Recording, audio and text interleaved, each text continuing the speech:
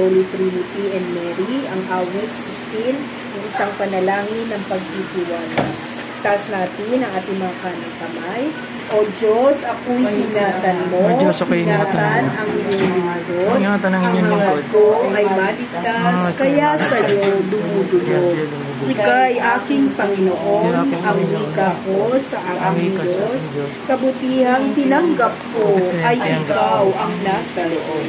Mga lingkod ng Panginoon ay dakilat mararangan. Ligaya na ng sarili ang sila ay makapita. Silang bumabalik sa ibang Diyos, suliranin ang abot. Sa pansambang gawin nila, ako ay hindi lalago.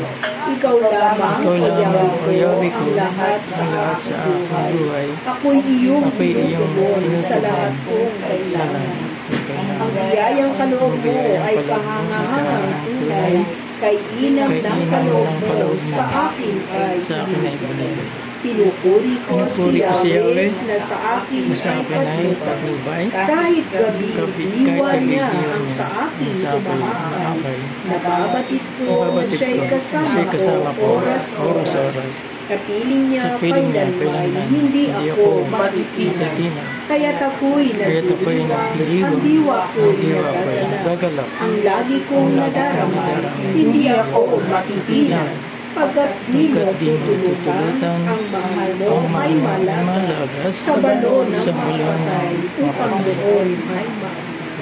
Ituturo mo ang landas na buhay ang tungan. Sa piling mo'y madarama ang lubos na kagalakan. Ang puno mo'y nagdudulot ng ligayang walang hanggan.